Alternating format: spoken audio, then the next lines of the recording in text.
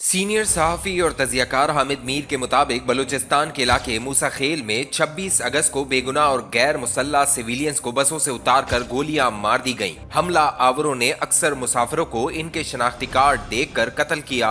अक्सर मकतूलीन का ताल्लुक जुनूबी पंजाब के शहरों से था। कुछ वस्ती पंजाब और 2 बलूचिस्तान से ताल्लुक रखते थे। ये दोनों पश्तून थे। मूसा खेल बलूचिस्तान, खैबर पख्तूनख्वा और पंजाब की सरहद पर वाक़ है। इसके मशरक में तोनसा शरीफ, मगरिब में लोरलई, शुमाल में जोब और जुनूब में बारखान है। इस इलाके में पश्तूनों की अक्सरियत है जो मूसा खेल कबीले से ताल्लुक रखते हैं और मियांवाली तक फैले हुए हैं। मूसा खेल वालों का कारोबार और रिश्तेदारियां पंजाब से लेकर खैबर पख्तूनख्वा तक फैली हुई हैं। लिहाजा इस इलाके में पंजाब और खैबर पख्तूनख्वा के लोगों का आना जाना मामूल है। 26 अगस्त को यहाँ जो कत्लेआम हुआ इसमें 2 पश्तून भी मारे गए, लेकिन मीडिया ने इन 2 पश्तूनों को नजरअंदाज किया। इस सानिया के बाद हमलावरों की फौरी गिरफ्तारी पर तवज्जो देने के बजाय इन मामलात को उछाला गया जिनका बिलावास्ता दहशतगर्दों को फायदा हुआ। हुकूमत के वुज़रा ने हमलावरों को लापता अफराद करार देना शुरू कर दिया और मुतालबा शुरू कर दिया कि लापता अफराद की बाजियाबी का मुतालबा करने वाली महरंग बलोच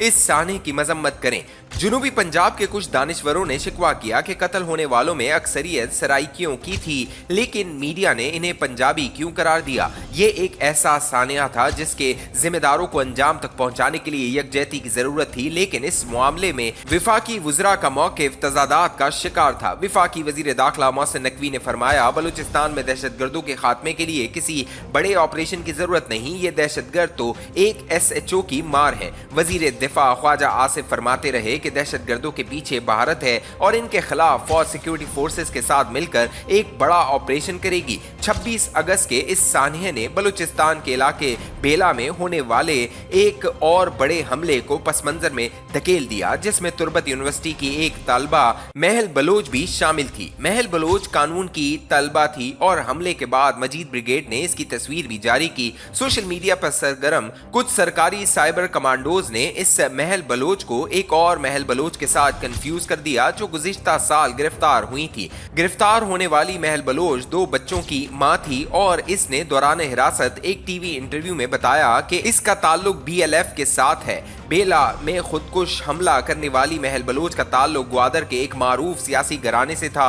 हमने ये सोचने की जहमत गवारा नहीं की कि तुर्बत यूनिवर्सिटी के एक गर्ल्स हॉस्टल से एक बलोच तलबा बेला में खुदकुश हमला करने कैसे पहुंच गई। सबको ये फिक्र थी कि महरंग बलोच हमलावरों की मजम्मत कब करेंगी। सवाल ये है, क्या किसी ने महरंग बलोच के वालिद गफ्फार लांगो की हिरासत में मौत की मजम्मत की थी? इस पहलू को भी नजरअंदाज कर दिया गया कि 26 अगस्त के दिन बलूचिस्तान में जगह जगह हमले क्यों हुए।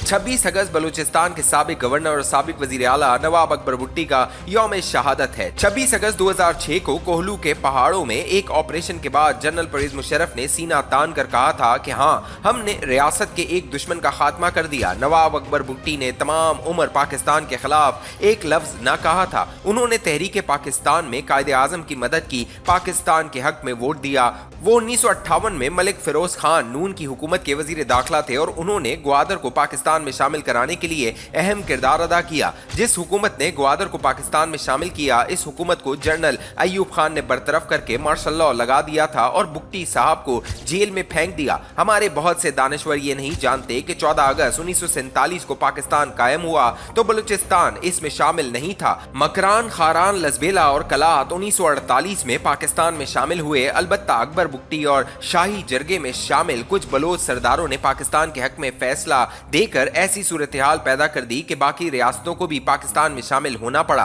खान ऑफ कलात मीर अहमद यार खान बलोच एक मुआहदे के तहत पाकिस्तान में शामिल हुए। पाकिस्तानी रियासत ने इन्हें बलोच शनाख्त के साथ एक सूबा देने का वादा किया, लेकिन 1 यूनिट बनाकर इनके साथ वादा खिलाफी की गई। इस वादा खिलाफी के खिलाफ नवाब नूर रोज खान ने बगावत की तो कुरान का वास्ता देकर इन्हें मुज़ाकरात पर राजी किया गया। 90 साला नवाब नवरोज खान कुरान के नाम पर पहाड़ों से नीचे उतर आए, लेकिन जनरल अयूब खान ने इन्हें और खान ऑफ कलात को जेल में डाल दिया। इसी किस्म के मुज़ाकरात जनरल परवेज मुशर्रफ ने 2006 में चौधरी शुजात हुसैन और मुशाहिद हुसैन के जरिए नवाब अकबर बुगटी के साथ किए और आखिर में मुज़ाकरात के नाम पर धोखा किया गया। 80 साल के नवाब अकबर बुगटी को शहीद करके लवाहिकीन को इनकी नमाज जनाजा भी ना पढ़ने दी गई। 2009 में जस्टिस कादी फायदीसा के हुक्म पर अकबर बुगटी के कत्ल की FIR जनरल परवेज मुशर्रफ के खिलाफ दर्ज की गई। 7 साल तक ये मुकदमा चला। मुशर्रफ एक दफा भी अदालत ना आया। अगर इस मुकदमे में बुगटी साहब के साहबजादे जमील अकबर बुगटी को इंसाफ मिल जाता तो शायद वो हालात पैदा न होते जिनसे आज बलूचिस्तान दो चार है। हालात को सुधारने के बजाय बलूचिस्तान में एक ऐसी हुकूमत कायम कर दी गई है जो सूबे के अवाम में इंतहाई गैर मकबूल है। ये हुकूमत हर वक्त यही कहती रहती है कि हम आइन को ना मानने वालों से मुज़ाकरात नहीं करेंगे। पहली बात तो ये है कि आइन को ना मानने वाले भी आपसे मुज़ाकरात पर राजी नहीं। दूसरी बात ये कि जो आइन को मानते थे और बंदूक की बजाय वोट की सियासत करते थे, इन्हें फॉर्म 47 के करिश्मे से कौमी दायरे से निकालकर अस्करियत पसंदों को मजबूत किया गया। बलूचिस्तान में अस्करियत की एक लंबी तारीख है। ये पहली जंग अजीम से शुरू होती है जो 1916 में ब्रिगेडियर डायर ने बलूचिस्तान में ऑपरेशन किया था। दूसरी अस्करियत 1948, तीसरी 1958, चौथी 1962, पांचवी 1973 और छठी 2006 में शुरू हुई। जिस मजीद ब्रिगेड से महल बलोच का ताल्लुक है, इस ब्रिगेड का नाम मजीद लांगो के नाम पर है, जिसने 2 अगस्त 1974 को कोयटा में जुल्फिकार अली भुट्टो पर हमला किया और मारा गया था। आज फिर बलूचिस्तान पर भुट्टो की पार्टी की हुकूमत कायम है। भुट्टो ने अपनी किताब अफवाह और हकीकत में एतराफ किया कि फौजी जर्नैलों ने बलूचिस्तान में इनसे गलतियां कराई। आज की पीपल्स पार्टी को शायद इस किताब का ही पता न हो। बलूचिस्तान के मसले का हल न बंदूक है न झूठ है। जो भी फरीक बेगुनाहों के खिलाफ बंदूक इस्तेमाल करता है वो शैतान का साथी है। फरीकैन खुदा खौफी करें और जुल्म बंद कर दें तो बलूचिस्तान में अमन कायम हो सकता है।